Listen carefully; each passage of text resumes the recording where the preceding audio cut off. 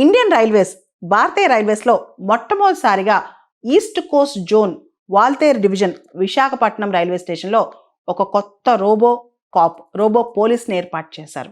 ఇది వినూత్నంగా ఉందన్నమాట. ఇక్కడ రైల్వే స్టేషన్లో సెక్యూరిటీ కావచ్చు, ప్రయాణికులకు సహాయం కావచ్చు, ట్రాఫిక్ రెగ్యులేషన్ అంటే అక్కడ రద్దీ నియంత్రణ కావచ్చు, పారిశుద్ధ్యం కావచ్చు, భద్రతాపరమైన అంశాలపై పర్యవేక్షణకు ఒక రోబో కాప్ని ఏర్పాటు చేశారు.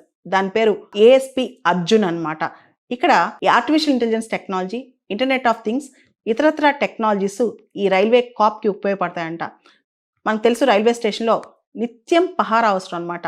ఈ robo cop ASP Arjun railway స్టేషన్లో నిత్యం పహారా కాస్తూ అనుమానితుల్ని గుర్తిస్తూ ఉంటుంది, చొరబాటుదారులను కనుక్కుంటూ ఉంటుంది అనమాట. తరచూ దొంగతనాలు ఎవరైనా, మనకు తెలుసు కదా రైల్వే స్టేషన్లో పిక్ పాకెటింగ్ చేస్తారు, దొంగతనాలకి పాల్పడే వారిని, అదేవిధంగా అనుమానితుల చిత్రాలు తీసి విశ్లేషించి గుర్తించడంలో ఈ రోబో కాప్ ఏదైతే ఉందో సహాయపడుతుందని చెప్పి కూడా రైల్వే అధికారులు చెప్తున్నారు.